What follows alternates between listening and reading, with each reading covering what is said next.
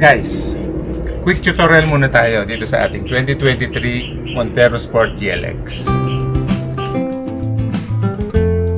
Okay guys, so may nagtanong kung paano daw palalakasin yung speaker sa likod. Okay, yun yung tuturo ko sa inyo ngayon.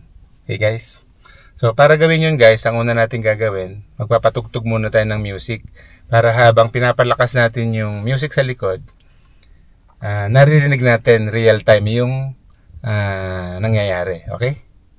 Okay guys.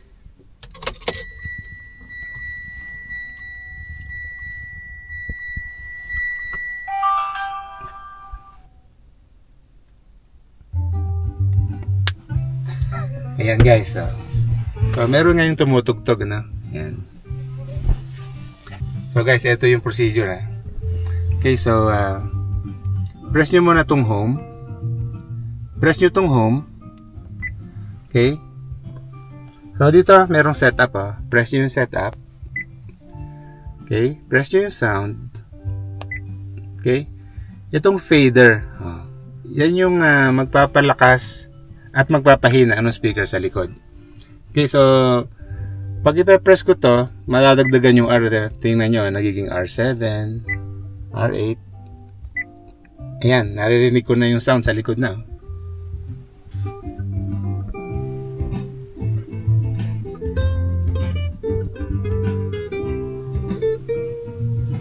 Okay, subukan naman natin bawasan yung R.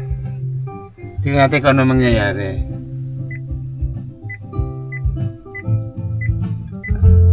Ayun, lumalakas naman ngayon yung harapan. Ayan. Tingnan natin kung anong lalabas pagka binawasan natin ito ng binawasan pa.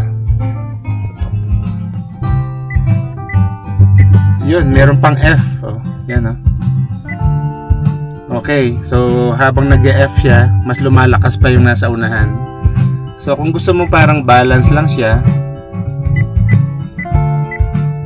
ilalagay ko siya sa parang R5 or R6 para medyo merong effect na parang surround yung sound . Kasi na-balance mo yung nasa harapan saka yung nasa likod. Tapos kung happy ka na dyan, labas ka na, balik ka na ulit dun sa pinapakinggan mong music. Okay guys, thanks for watching.